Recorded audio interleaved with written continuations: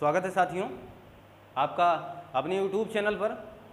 आशा करते हैं आप सभी लोग स्वस्थ होंगे, मस्त होंगे, खुशहाल होंगे और मस्त होंगे। ठीक है, कोई बात नहीं, आप ये मान के चलें अब जो ये टॉपिक आपके सामने मैं रख रहा हूँ सच में वो उद्देश्यों के साथ निहित है। आप अपने मस्तिष्क में केवल जगह बनाएं, हम कंटेंट वहाँ भरने के लिए तैयार हैं। आप तैयार हो जाएं और मैं आगे उन तमाम कार्यों को संपादित करने के लिए पूरे मनोवेग से जुड़ा हूँ और वो काम हम संपादित करके आपको देंगे, ये पक्की बात है। आप केवल अच्छे ढंग से तैयारी करें, अपने मूवमेंट को बनाए रखें, अपने एकाग्रचित होने की जो कैपेसिटी है उसे मेंटेन करें, ज़्यादातर ध्यान दें, फोकस करें क्लासों पर। और अब देखिए क्रिया पार्ट 3, ये सीरीज नंबर 3 है।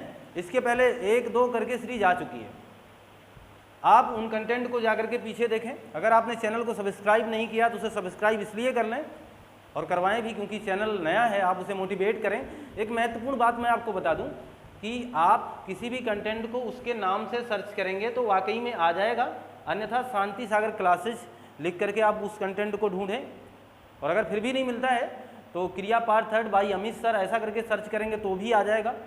यानी आप उस ढूंढने का तो प्रयास तो करें। आप ढूंढेंगे तो ये रह जाएंगे क्या कहीं पे, यूट्यूब में कहाँ छुप करके बैठेंगे, इन्हें आप ज़रूर बाहर कर लेंगे अगर आप वो चाह रहे हैं तो। और आप इन्हें ढूंढिएगा, एक एक कंटेंट को क्रम से पढ़ने का प्रयास करें। पार्ट 1 पढ़ें, पार्ट 2 पढ़ें, फिर पार्ट 3 पर आ जाएं। हम लोग पार्ट 2 में सकर्मक अकर्मक की बात कर रहे थे। जी हाँ बिल्कुल, और हमने वहाँ सकर्मक अकर्मक के 4 से 5 पहलू देखे पहचानने के। अलग अलग कंटेंट समझा हम लोगों ने, एग्जामिनर के उन अलग अलग धारणाओं को समझने का प्रयास किया। और हो सकता है मे भी हमने अच्छा किया और हम लोग अच्छा कर चुके हैं और हमें पता है कि आपने अपने मस्तिष्क में उसे यथावत स्थान दे ही दिया होगा। आप दीजिए, हर चीज़ को जगह दीजिए, ठीक ठीक अपने साथ इस पढ़ाई को भी जगह दें। आपके मस्तिष्क में बहुत कुछ चीज़ें चलती हैं। तो अब आप जुड़े हिंदी की इस महत्वपूर्ण कक्षा के साथ पूरे मनोवेग से, वो इसलिए क्योंकि अब वो तमाम चीज़ें छोड़िए और पूरे मनोवेग से इसे देखने का प्रयास करिए। तो क्रिया पार्ट 3, इसमें महत्वपूर्ण बात क्या है, जहां हम सकर्मक अकर्मक की बात कर रहे थे, अभी इनकी अच्छाइयों का सिलसिला समाप्त नहीं हुआ है। अभी हम सकर्मक अकर्मक की बात करते ही रहेंगे। अभी हम बात सकर्मक अकर्मक की ही करेंगे। तो सकर्मक क्रिया और अकर्मक क्रिया जहां हमने पहचानना जाना है, अभी हम सकर्मक अकर्मक के अलग अलग महत्वपूर्ण पहलुओं का अध्ययन करने वाले हैं। ध्यान दें, सकर्मक क्रिया 2 प्रकार की और अकर्मक क्रिया भी 2 प्रकार की। सकर्मक क्रिया 2 प्रकार की कौन कौन सी होगी? एक होगी पूर्ण सकर्मक, इसे समझेंगे हम लोग पूर्ण सकर्मक, और दूसरी है अपूर्ण सकर्मक। ये चीज़ आप समझ चुके हैं, इसे लिखने की अभी कोई आवश्यकता नहीं समझ रहा हूँ। पूर्ण सकर्मक की बात करता हूँ, इसके बाद अपूर्ण सकर्मक की बात करता हूँ। बहुत ही ध्यान से सुनने का प्रयास करें। हो सकता है ये टॉपिक आपको बिल्कुल नई लग रही हो, लेकिन फिर भी मेरा कोशिश है ये आपको नया ही ना लगे, आज से आपके लिए पुराना ही होने वाला है। तो पूर्ण सकर्मक की जहाँ तक बात है, ऐसी क्रिया जो अपने कर्म के साथ संतुष्ट है। वैसे आप कोई भी व्यक्ति अपने कर्मों के साथ संतुष्ट कहाँ होता है? कोई व्यक्ति अपने क्रियाकलापों से संतुष्ट कहाँ हो जाता है? उसे तमाम प्रकार की क्रियाकलापें, नई महत्वाकांक्षाएं हमेशा सताती रही। एक काम पूरा नहीं हुआ, दूसरी आ जाए, इसीलिए तो मनुष्य चिंतित है। और आप इस चिंता से निकलें, आप उन तमाम महत्वाकांक्षाओं को सजाएं, लेकिन कम से कम एक महत्वाकांक्षाओं की पहले पूर्ति करें। जिस उद्देश्य से आप लगे हैं पहले उसे सिद्ध करके दें, है ना। अब आप ध्यान दें, तो हम जहाँ बात कर रहे हैं कि ऐसी क्रिया जो अपने कर्म के साथ संतुष्ट है, ऐसी क्रिया जो अपने कर्म के साथ संतुष्ट है, इस बात को समझें। ऐसी क्रिया जो अपने कर्म के साथ संतुष्ट है। संतुष्ट होने का मतलब इसका केवल इतना था, संतुष्ट है इसका केवल एक ही तात्पर्य हमारा था। ऐसी क्रिया जो अपने कर्म के साथ संतुष्ट है। संतुष्ट का मतलब उसे अब दूसरे किसी कर्म की अपेक्षा नहीं है।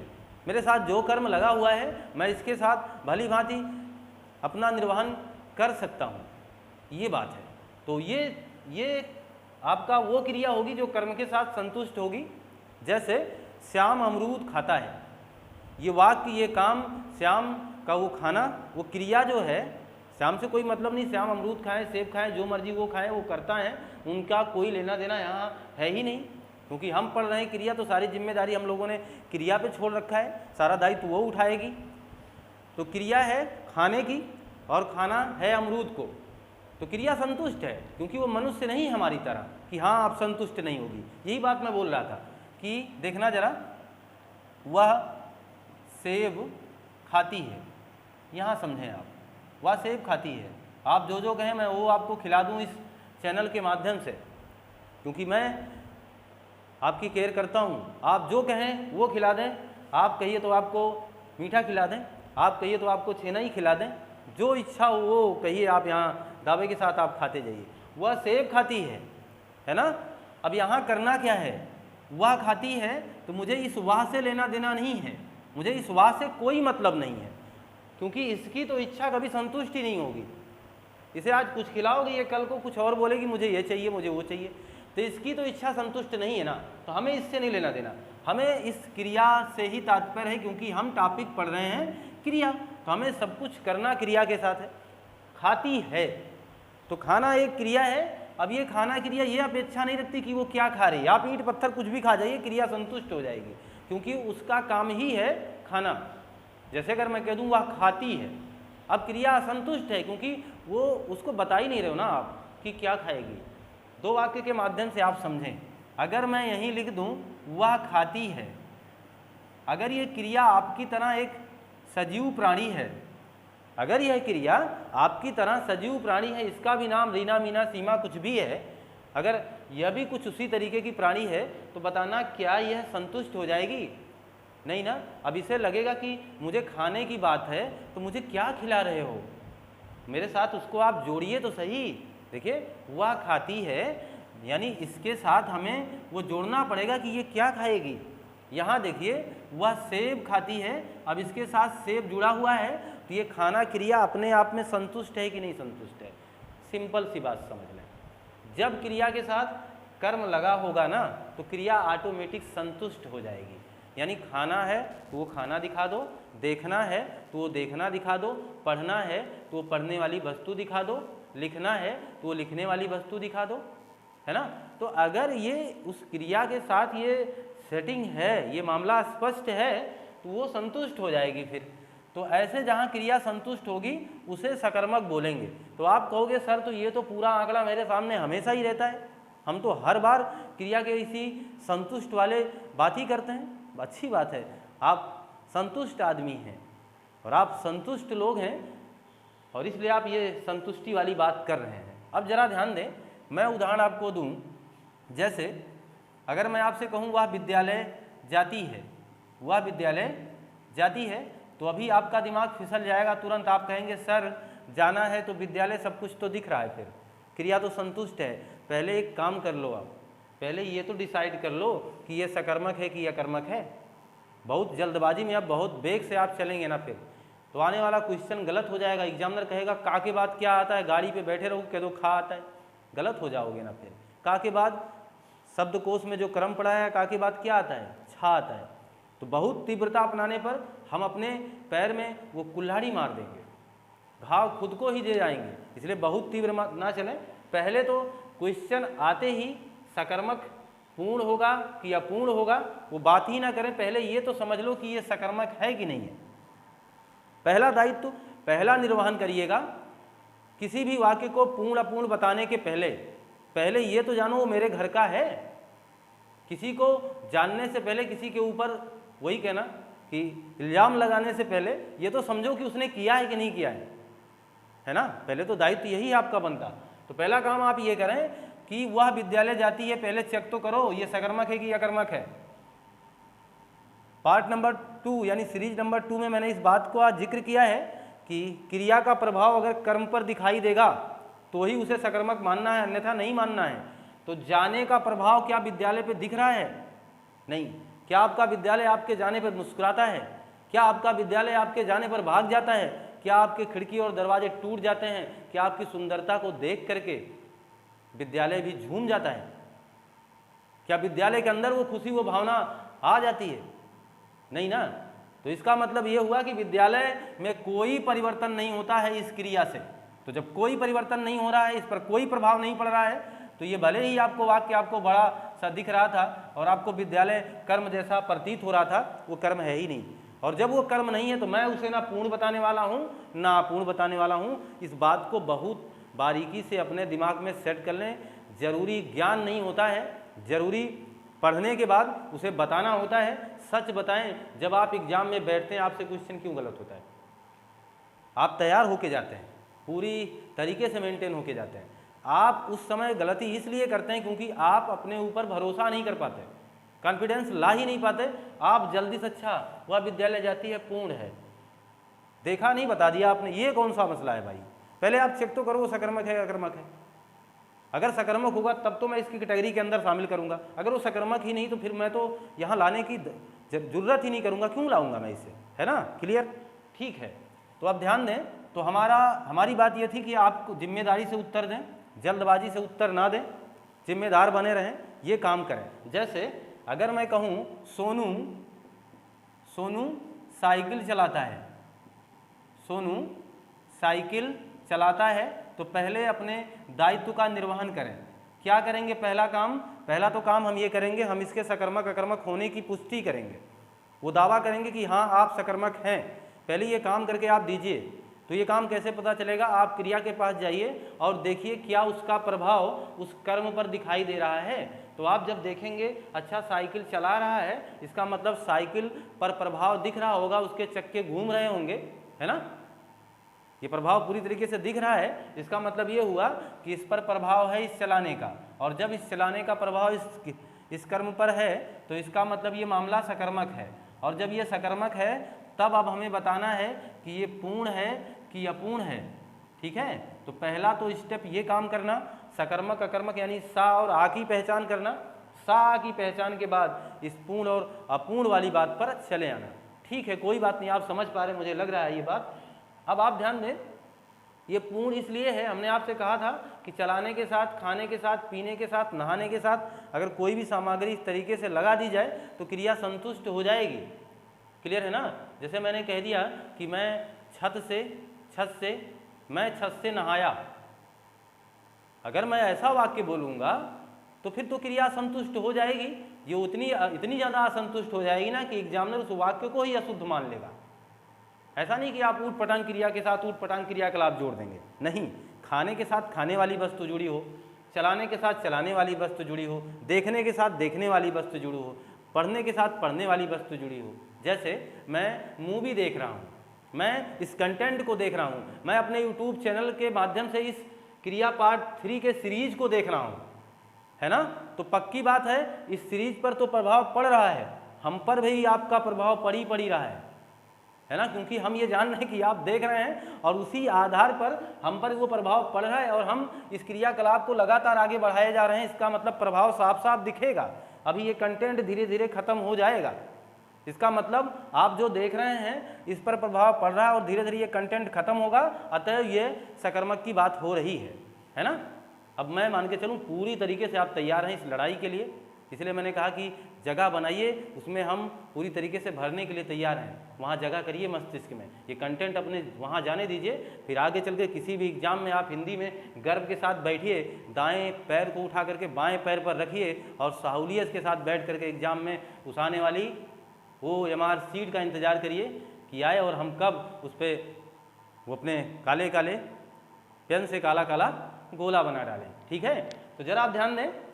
तो ये चीज़ मैं मान के चलूँ कि आप समझ पा गए होंगे। तो आपके जहन में एक बात आ जाएगी, सर हम लोग तो ज़्यादातर तो फिर पूर्ण सकर्मक की ही बात करते होंगे ना? तो बिल्कुल, हम लोग ज़्यादातर वाक्यों का पूर्ण सकर्मक ही जानते हैं। तो क्लियर है सर, क्यों ना तो फिर हम लोग अपूर्ण सकर्मक पढ़ लें और अपूर्ण सकर्मक के बाद वो सारी चीज़ हम लोग पूर्ण क्या बता देंगे, पूर्ण सकर्मक बता देंगे, है ना? अगर हमें अपूर्ण सकर्मक हम क्लियर हो गए तो हम बड़े आराम से कह सकते हैं कि इनके अलावा जो कुछ भी बचेगा वो पूर्ण सकर्मक है। ठीक, एक क्रियाकलाप के साथ कभी कभी दो दायित्व का निर्वहन हो ही जाता है ना? जैसे मैंने अगर आपसे कह दिया, मैं आपको जैसे कभी भी आप ऐसे ही सोचें कि अगर आपके सामने कुछ इस तरीके से एक प्लेट में सजा करके 2-4 ऐसे ही मीठे के टुकड़े रख दिए जाए और आपके सामने जैसे ही आए आपके लार की मात्रा थोड़ी सी बढ़ने लगे आपके जीवा पे, जो प्रतिदिन 1 लीटर के आसपास स्रावित होती है, उससे ज़्यादा भी हो जाती है, अधिकतम 1.5 लीटर होती है। वो उसकी मात्रा बढ़ने लगे जीवा पर, और जैसे ही कोई पहुँचे आपके पास, आपके दिमाग में अरे भगवान आज पान छा मिलेगा और हम पूरा खाएंगे, ऐसी परिकल्पना, ऐसी अवधारणा आपके दिमाग में उस समय बन रही। जैसे ही वो प्लेट आपके सामने आया और आपको तुरंत दिशा निर्देशित कर दिया गया कि प्लीज़ एक ही उठाना, प्लीज़ एक ही उठाना, इस प्लेट में कितने हैं, 4, उठाने आपको कितने हैं, 1। भले ही आप बड़ा वाला उठाएंगे, हमें पता है आप वही उठाएंगे, लेकिन फिर भी दूसरा उत्तर आपके पास आ गया कि मुझे 1 उठाना है, बाकी बचे 3 छोड़ देने हैं। जैसे मैंने कह दिया अभी 1 चटकना लगाएंगे, इसका मतलब स्पष्ट है 1 मारेगा ये आदमी, दूसरा नहीं मारेगा, है ना। तो दूसरा का उत्तर अपने आप आपके सामने आ ही जाता है। वही काम करना है। अगर हम अपूर्ण सकर्मक की जानकारी कर लेते हैं तो शेष जितने सकर्मक होंगे वो पूर्ण सकर्मक कहलाएंगे। इस बात को ध्यान देना, पहला दायित्व निर्वहन करना, पहले सकर्मक अकर्मक की पहचान करना, फिर पूर्ण और अपूर्ण पर चले जाइएगा, ठीक है। तो अब ध्यान दें, तो मैं मान के चलूँ कि ये पहला वाला आप समझ ही पाए हैं। दूसरा यही बात कर लेते हैं। पूर्ण सकर्मक के बाद हम बात करेंगे अपूर्ण सकर्मक की। अपूर्ण सकर्मक, यहाँ बात समझना, अपूर्ण सकर्मक में वही चीज़ लिख सकते हैं, कर्म के साथ संतुष्ट थी क्रिया, लेकिन क्रिया यहाँ संतुष्ट नहीं है, क्रिया कर्म के साथ खुश नहीं है, क्रिया कर्म के साथ खुश नहीं है, अधूरापन महसूस कर रही है। ये चीज़ ध्यान दें। बड़ा ही आसान सा ये उत्तर है, बहुत ही आसान सा ये तरीका मैं आपको दे रहा हूँ, ये मेरी तरफ से गिफ्ट ही समझ लो। ये करने वाले हैं आप, समझना इसमें ज़रा। जैसे 2-3 उदाहरण आपके सामने, या इन्हीं क्रियाओं को आपने मस्तिष्क में जगह दें। मानना, समझना, चुनना, जानना, बनाना, ये तरीके से मानना, समझना, चुनना, जानना, बनाना आदि ऐसी क्रियाओं के साथ, क्योंकि अब ये आपको सिखा जाएगा। बाकी 1-2 क्रियाएं और इस तरीके के रूप में अगर आ ही गई तो आपका ये सिग्नल देगा कि आपसे मुलाकात हमसे हुई है किसी चौराहे पर, है ना। आपकी मुलाकात हमसे हुई किसी चौराहे पर, ये खुद बताने लगेंगे कि भाई ठहरिए, आपके साथ हम चलने वाले हैं, आपका उत्तर हमारे पास है कि नहीं। तो ये तरीका आप ध्यान दीजिए। मानना, समझना, चुनना, जानना, बनाना आदि ऐसी क्रियाएं आपको अपूर्ण होने का बोध कराएंगी। ध्यान से समझने का प्रयास करें। जैसे उसने मुझे अपना भाई मान लिया, उसने मुझे अपना भाई मान लिया, ये चीज़ ध्यान दें। कुछ भी मान सकता है। उसने मुझे अपना भाई मान लिया, तो ये मानना है ना। उसने मुझे अपना भाई मान लिया। आप जरा ध्यान दो, इसमें कर्म है अपना भाई, है ना, मुझे भी कर्म है। उसने मुझे अपना भाई मान लिया, कर्म की है ना, गारंटी तो कर्म की है, इसमें कर्म है इसमें। अब जरा ध्यान दो, हमने कहा अगर मैं यहीं से इस शब्द को हटा दूं, यानी भाई शब्द का क्या कर दूं, लोप कर दूं। अब जरा इस वाक्य को पढ़ें आप। उसने मुझे अपना मान लिया, तो आप सोचेंगे कि अपना क्या मान लिया और क्या मानने की बात हो रही थी। तो क्रिया अभी संतुष्ट नहीं है, जैसे मैंने यहीं आपको समझाया था। वह सेब खाती है, क्रिया संतुष्ट हो जाएगी क्योंकि उसे जो करना है वो उसके सामने आ जाएगा। वह खाती है, क्रिया यहाँ असंतुष्ट इस वजह से थी क्योंकि उसके सामने आपने उस संबंधित क्रियाकलाप को रखा ही नहीं। ठीक है, वही बात यहाँ मैं कर रहा हूँ। उसने मुझे अपना मान लिया, अगर ऐसा सेंटेंस आ गया और उसमें ये जो भाई लिखा गया बाद में, तो आप इसे हटा करके चेक कर सकते हैं कि वाकई में उसने मुझे अपना भाई मान लिया। अगर ये भाई शब्द ना होता तो सच में ये क्रिया अधूरापन महसूस करती और अपने कर्म के साथ खुश ना होती, है ना। जैसे इसके साथ कर्म कौन लगा है, मुझे, तो मानना और मुझे में असमानता है ना, मानना और मुझे में असमानता है। जैसे मैंने कहा मैं छत से कूदा नहीं, मैं छत से हंसा।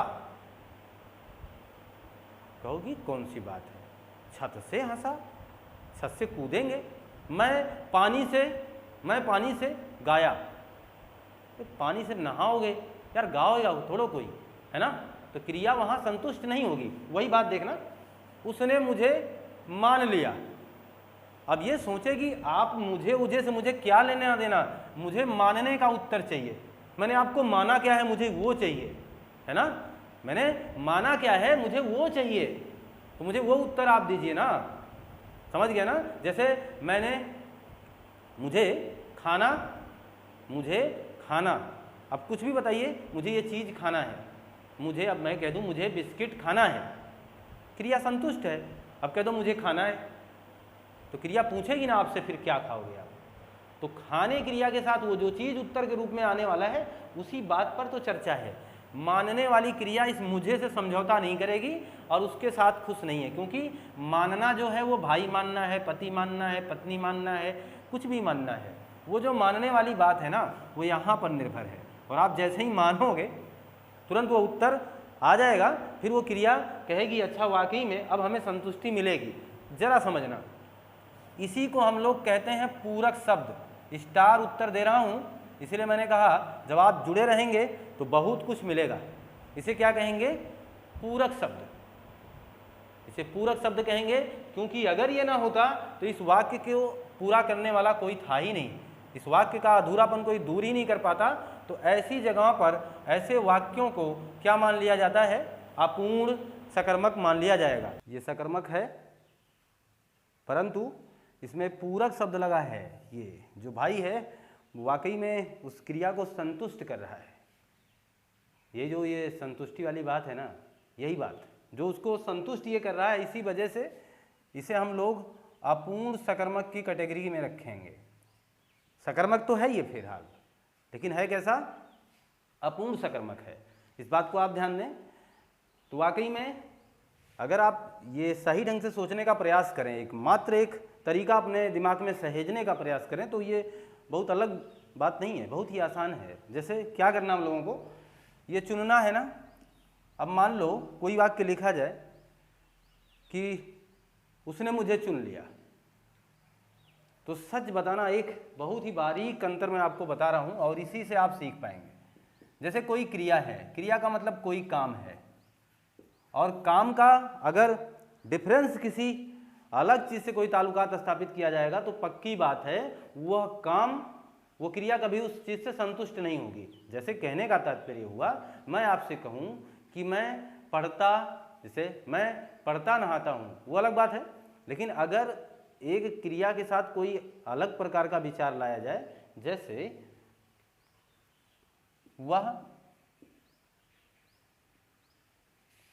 वह पेड़ से नाचा, वह पेड़ से नाचा। अब जरा बताना आप, इस नाचने का पेड़ से क्या ताल्लुकात है। वह पेड़ से नाचा, ये अजीब सा है ना। अगर मैं ये कह दूं कि वह पेड़ से गिरा, अब देखना जरा इस गिरने का ताल्लुकात इस पेड़ से स्थापित हुआ कि नहीं हुआ, हुआ, तब ये संतुष्ट हो जाएगी क्रिया। मतलब वो सही वक्तव्य इसके सामने आ जाएगा, तब ये क्रिया ये मान के चलेगी कि आप सही प्लेटफॉर्म पर हैं। जैसे आपने अमरूद खाया, ठीक है। आप ऐसे ही आप सोचिए कि मैं दौड़ा लिखा, तो क्रिया दौड़ने और लिखने से क्या है, मैं दौड़ा अमरूद, मैं अमरूद दौड़ा, मैं सेब देखा, है ना। तो जब क्रिया संतुष्ट हो जाएगी, देखना सेब को संतुष्ट हो गई, लेकिन मैं सेब दौड़ा, तो दौड़ने का सेब से क्या ताल्लुकात है, नहीं ना। सेब का ताल्लुकात या तो देखने से हो सकता था, सेब का ताल्लुकात उस खाने से हो सकता था। तो क्रिया तब संतुष्ट होगी जब उसका ताल्लुकात सही जगह होगा। अर्थात आप किसी को कह रहे हो कि जानना, तो क्रिया तब तक असंतुष्ट रहेगी जब तक वो क्या जानते हो, क्या मानते हो, क्या चुनते हो, क्या बनाते हो, इसका उत्तर नहीं जान जाएगी, तब तक वो असंतुष्ट रहेगी। अर्थात वो खुश नहीं होगी, वो आपके वाक्य के रूपरेखा से संतुष्ट नहीं होगी। यही बात मैं कर रहा था। अब जैसे मैंने कह दिया मैं आपको मानता हूँ, मैं आपको मानता हूँ, तो ये क्रिया आपस से कोई मतलब नहीं रखेगी, क्योंकि मानने का मतलब क्या मानते हो ये वहाँ जाना चाहेगी। और जब आप इस मानने का उत्तर इसके सामने ला करके रखोगे तो ये क्रिया तुरंत संतुष्ट हो जाएगी कि वाकई में ऐसा है। तो मैं मान के चलिए बात आप समझ पा रहे हैं। बहरहाल मैं थोड़ा सा अलग इंगित कर ही दूँ इसको, और अब बस इतना सा आप इस दिमाग में अपने सहेजें कि जो पूरक शब्द होंगे, जैसे अभी हमने लिखा था मानना, जानना, चुनना, और लिखा हमने समझना, ये जो क्रिया हमने लिखा, बात क्लियर हो रही ना? तो मानना, जानना, समझना और चुनना, ये जिस पॉइंट पर, जिस पहलू पर हम बात कर रहे हैं, वाकई में इसका सीधा तात्पर्य यही है। अब कोई डाउट हो तो आप बताएं, हमें लगता है अब कोई डाउट यहाँ नहीं है।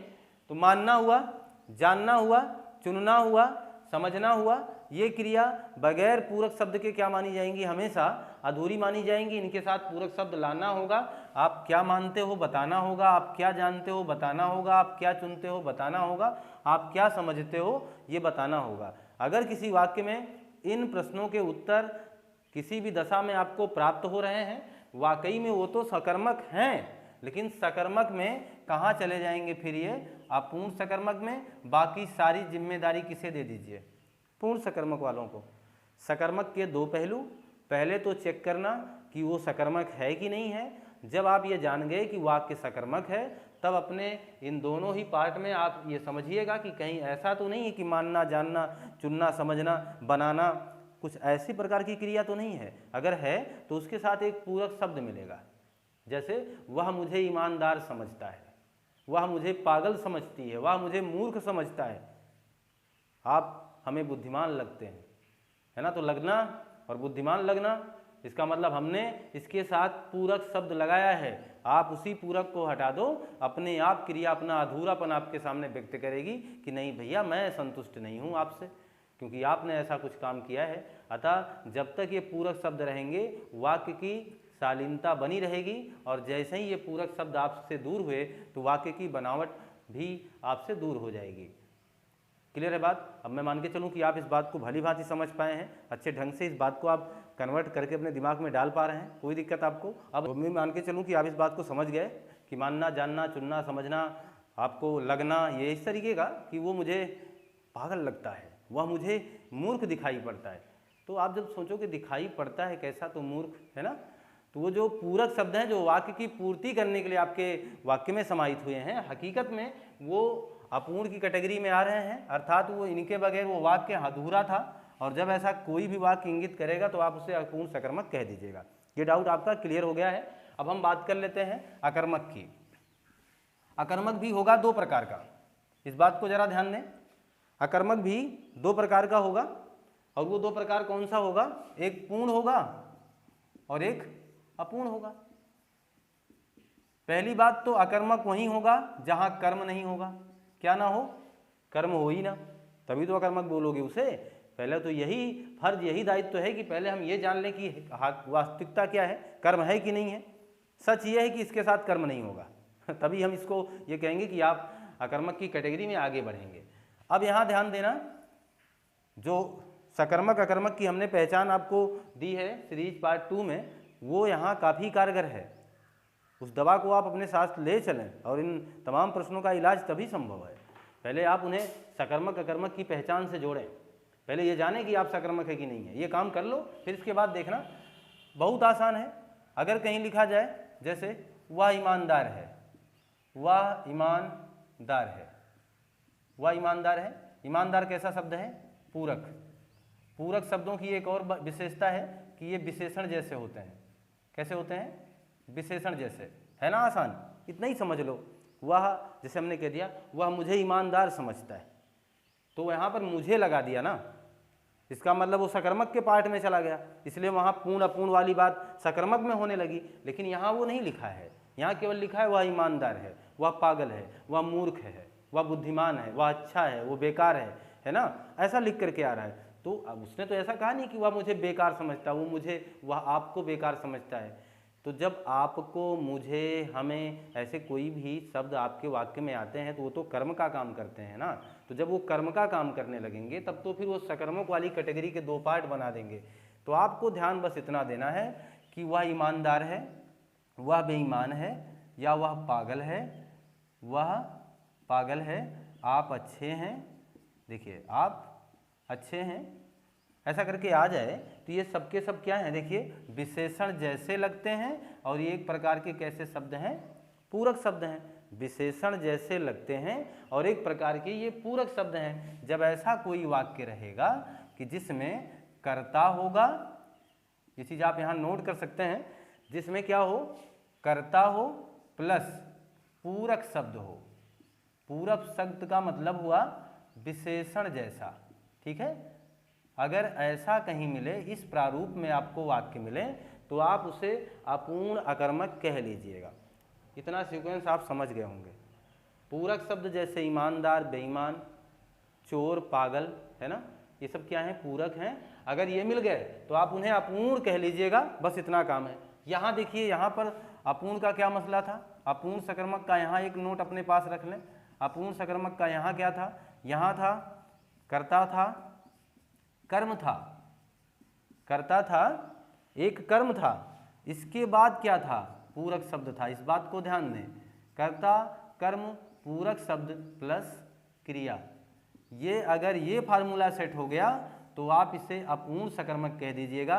जैसे वह मुझे पागल समझता है, वह मुझे पागल समझता है, आ गया ना। वह क्या है, कर्ता, मुझे क्या है, कर्म, पागल क्या है, पूरक शब्द, समझना क्या है, क्रिया। बस सिंपल सी बात है। वो इसलिए तरीका उतना ज़्यादा तामझाम आपके सामने रखने का एक ही उद्देश्य हमारा था, वो इसलिए हमने ऐसा किया जिससे आप इन तमाम डाउट को क्लियर कर पाएँ। इसलिए हमने कहा कि आप जब उसको बहुत ही बेहतर ढंग से समझने का प्रयास करेंगे तो आपके साथ वो बेहतर ढंग से रहेगी, फिर जाएगी ही नहीं। ये चीज़ क्लियर है ना।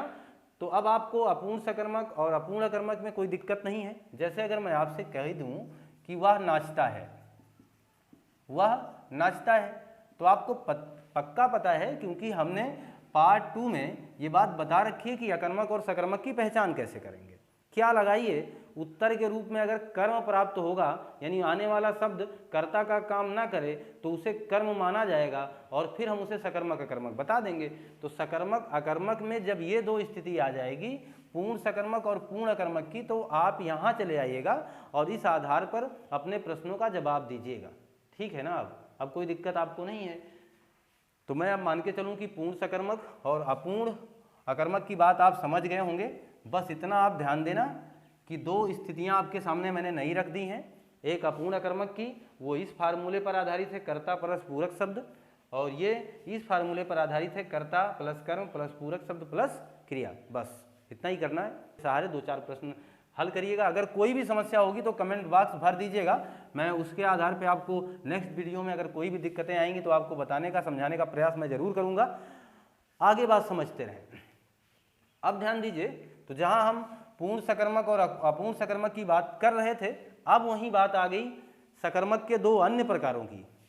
सकर्मक के कुछ और भी प्रकार होते हैं, जरा ध्यान देना। सकर्मक के कुछ और प्रकारों में एक होता है एक कर्मक, एक कर्मक, और दूसरा होता है द्विकर्मक, यानी एक कर्मक क्रिया और दो कर्मक क्रिया। दो से अधिक हो जाएगी तो कहाँ रखोगे, फिर भी उसे द्विकर्मक ही मानोगे। यानी एक से अधिक क्रिया, एक से अधिक कर्म अगर आ गए क्रिया के साथ तो उसे द्विकर्मक, और अगर एक ही कर्म है तो फिर हम उसे एक कर्मक मानेंगे। ठीक, इतना ही काम आपको करना है। अब आप समझ लीजिए कि जैसे मैंने कहा वह मुझे पानी पिलाता है, वह मुझे पानी पिलाता है। ध्यान देना, पिलाना क्रिया है, क्या पिलाएगा, पानी। क्या पिलाएगा, पानी। पानी पर भी प्रभाव दिखेगा और जो पिएगा उस पर भी प्रभाव दिखेगा। यानी एक क्रिया का दो जगह प्रभाव दिख रहा है। दिख रहा है कि नहीं दिख रहा है? बहुत ध्यान से सुनने का प्रयास करिए। वो जो हमने आपको बताया हुआ है ये परिभाषा पकड़ने का, कर्म को सटीक तरह इसको जान पाने का, वो बहुत ही अलग प्रकार का है, ही अलग लेवल का है। वो आप केवल उसमें इतना करो कि क्रिया से ये पूछो कि वाकई में वह मुझे, यानी क्रिया का प्रभाव कहाँ कहाँ दिखाई दे रहा है। अगर दो जगह है तो वो द्विकर्मक है, अगर एक जगह है तो एक कर्मक है। जैसे वह मुझे पानी पिलाता है तो पानी पर भी दिखा और वहाँ कहाँ दिखा, मुझे पर भी। इसका मतलब हम इसे दो कर्मों के साथ जुड़ा है, इसलिए हम इसे क्या मानेंगे, द्विकर्मक। मैं उदाहरण के साथ ही आपसे मुखातिब हूँ, उदाहरण ही लिख रहा हूँ जिससे आप अच्छे ढंग से समझ पाएँ। दूसरी बात देखिएगा, अगर मैं कह दूँ वह मुझे घर बुलाता है, वह मुझे घर बुलाता है। अब जरा बात समझना, बुलाना क्रिया की प्रभाव कहाँ पड़ेगी।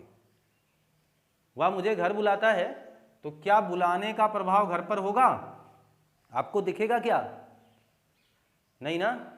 तो बुलाने का प्रभाव अगर घर पर नहीं दिख रहा है, बुलाने का प्रभाव कहाँ दिखेगा, मुझ पर तो दिखेगा ना, क्योंकि मुझे जाना पड़ेगा, मुझे वो बात सुननी पड़ेगी और मुझे वो बात मान करके आगे बढ़ना पड़ेगा। अगर ऐसा हो रहा है तो इसका मतलब साफ है, यहाँ पर यह एक कर्म नहीं है लेकिन यह दूसरा कर्म की व्याख्या करता है, अतः हम इसे एक कर्मक मान लेंगे। कोई डाउट हो तो बताएं आप। यानी हमने आपको बता दिया कि एक कर्मक और द्विकर्मक की पहचान आप कैसे कर पाओगे। सीधी सीधी बात है, आप क्रिया का प्रभाव चेक करो, अगर क्रिया का प्रभाव एक जगह दिखे तो उसे आप एक कर्मक मान लेना, और अगर क्रिया का प्रभाव एक से ज्यादा जगह दिखे तो आप उसे द्विकर्मक कह दीजिएगा। ठीक है, तो इतनी बात है। और भी उदाहरण इसके साथ समझ सकते हैं, जैसे वह हमें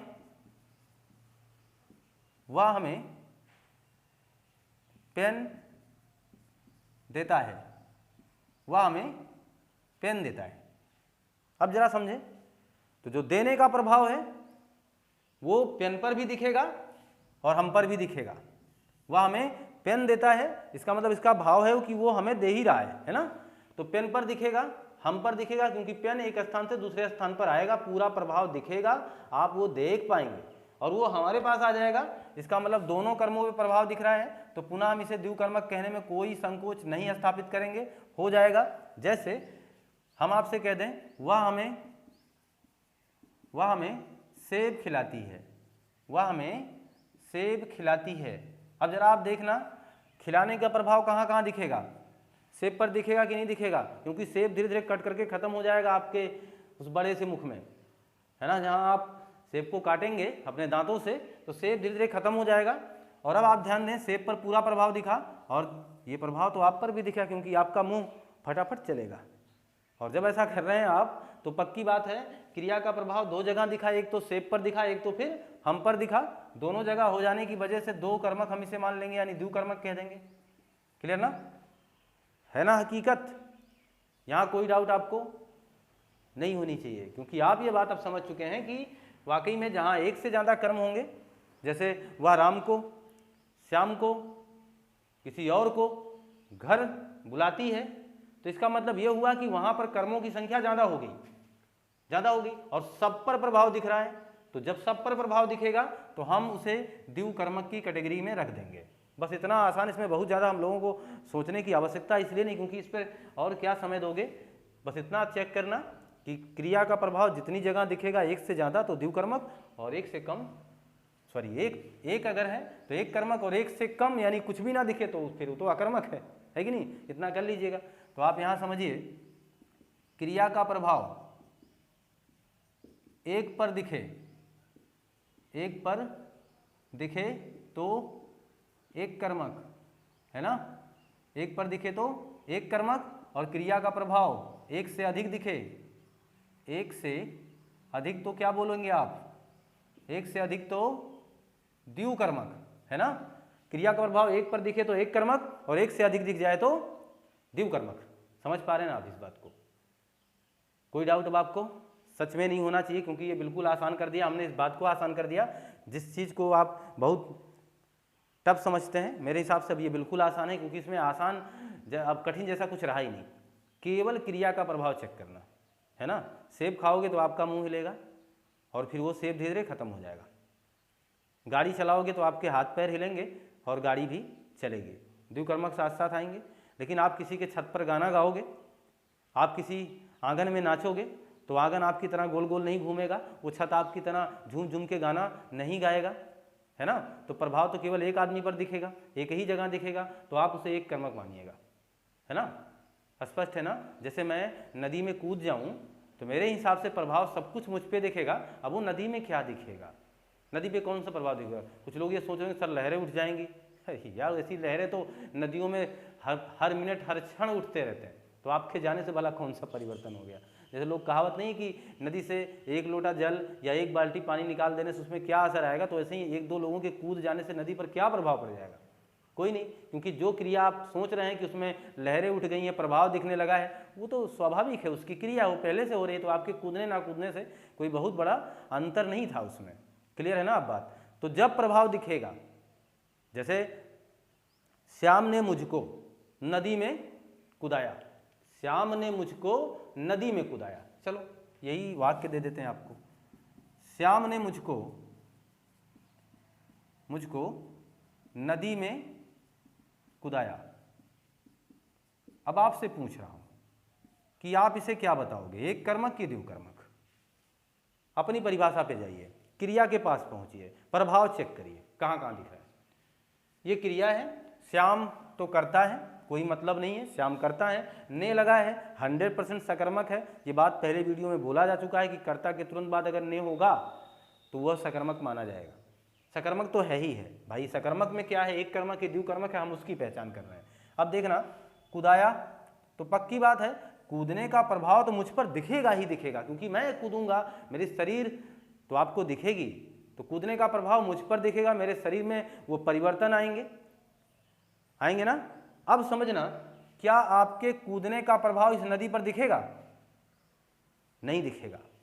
जो आप कल्पना आपके दिमाग में आ रही कि नदी के पानी में लहरें उठ जाएंगी, नदी का पानी नीचे चला जाएगा, हम कूदेंगे, थोड़ा सा इधर उधर होगा, वो हमेशा होता रहता है, वो उसकी स्वाभाविक परिकल्पना है, स्वाभाविक क्रियाएं हैं, वो आपके जाने से नहीं हो गई। ये मत सोचे कि हम जाएंगे तभी ऐसा हो रहा है, वो पहले से भी ऐसा संपादित है। ठीक है, कोई दिक्कत? अब तो आप ये समझ पाए कि वाकई में इस पर कोई प्रभाव नहीं पड़ेगा। ठीक, श्याम आपके छत पर गाना गाता है, तो श्याम गाएगा तो सारा प्रभाव आप पर दिखेगा, यानी श्याम पर दिखेगा। श्याम आपके छत पर, तो श्याम आपके छत पर गाना गाएगा, जरा ध्यान दीजिए, यह भी समझ लीजिए। श्याम आपके छत पर गाना गाएगा। अब बताइए, आपके छत यानी आपका जो छत है, उस छत पर श्याम गाना गाएगा, तो ये एक कर्मक है कि द्विकर्मक है? देखिए, गाना गाना है किसको? श्याम को। कहाँ गाएगा? आपके छत पर। यहाँ तो अगर वैसे भी देखते तो आपको एक ही कर्म दिखाई देता, देखने पर ही, आपका छत मेरा घर, इसमें दो कर्म तो है नहीं, काल्पनिक रूप से एक ही कर्म आता। लेकिन सच पूछो तो यहाँ एक भी कर्म नहीं है, क्योंकि गाना गाने का प्रभाव आपके छत पर थोड़ो दिखेगा, नहीं दिखेगा। ये चीज़ आप बहुत ध्यान से समझने का प्रयास करें, इसीलिए मैंने आपका ये कॉन्सेप्ट इतना अच्छे ढंग से बताने का प्रयास किया है कि आप उस तरीके को अगर बार बार इस्तेमाल करेंगे तो बहुत ही हार्ड प्रश्न होगा, यानी बहुत ही चकमा देने वाले प्रश्न होंगे, फिर भी आपको भ्रमित नहीं कर सकते हैं। इस बात को आप ध्यान दें। आप केवल काम क्या करना है, आपको बस एक ही काम करना है कि यही प्रभाव देखना। अच्छा देखना, आप जैसे श्याम गाना गाएगा तो आपका छत क्या टूट जाएगा? नहीं ना, आपका छत, ये मत सोचना आप अलग हैं छत अलग है, वो विशेषण लगा दिया है आपने, आपका छत, मेरा घर, तो मैं उस घर के साथ जुड़ा हूं। ऐसा नहीं कर्म अलग अलग हो गए, मैं अलग हो गया और घर अलग हो गया, तब तो फिर विशेषण का कोई मतलब ही नहीं रह जाएगा। यानी ये एक ही है, एक ही शब्द है और इस पर कोई प्रभाव नहीं पड़ रहा है, अतः फिर ये तो फिर अकर्मक है। मैं इसे एक कर्मक या द्विकर्मक करके परेशान क्यों हूँ? क्योंकि मैं इसको पहले से यही चेक कर रहा था कि आप सकर्मक हैं कि अकर्मक हैं। जब आप अकर्मक हैं तो मैं आपको यहाँ लाऊंगा ही नहीं। अब ये मान के चलूँ कि आपको ये कॉन्सेप्ट अच्छे ढंग से समझ में आ ही गया होगा, तो क्लियर है आप हमेशा एक कर्मक और द्विकर्मक की पहचान कैसे करोगे? जब क्रिया का प्रभाव एक कर्म पर दिखेगा, एक कर्मक, एक से अधिक द्विकर्मक कहीं ना दिखे तो फिर तो आप उसे अकर्मक कह दीजिएगा। ठीक है, अकर्मक ऐसा नहीं होता एक अकर्मक दो अकर्मक, ऐसा नहीं होता, क्योंकि अकर्मक फिर अकर्मक ही है। ठीक, तो मान के चलूँ कि आपको वो सकर्मक अकर्मक की पहचान बिल्कुल हो गई। तो अगर ये कंटेंट आपको बेहतर ढंग से समझ में आया है और ये वीडियोज़ आपके लिए लाभकारी सिद्ध हो पा रहे हैं, तो आपसे गुजारिश है लाइक करें, शेयर करें, सब्सक्राइब करें, ज़्यादा से ज़्यादा लोगों से करवाने का प्रयास करें। अभी भी जो भी महत्वपूर्ण पहलू इसके बचे हुए हैं, वो क्रियापाठ की सीरीज तो अभी क्रमबद्ध तरीके से आगे बढ़ ही रही है, और आप से मुखातिब होंगे हम क्रियापाठ सीरीज के 4 में, तो आप इंतज़ार करें। और उसमें भी अभी काफ़ी कुछ है, महत्वपूर्ण चीज़ें अभी भी आनी शेष हैं, बहुत कुछ है अभी पढ़ना हम लोगों को, इसलिए मैंने कहा कि क्रमबद्ध तरीका आप पढ़ते रहें। तो निवेदन आपसे लाइक करें, शेयर करें, सब्सक्राइब करें। मिलते हैं आपसे नई कक्षा में। आपका दिन शुभ हो। आपको बहुत बहुत धन्यवाद।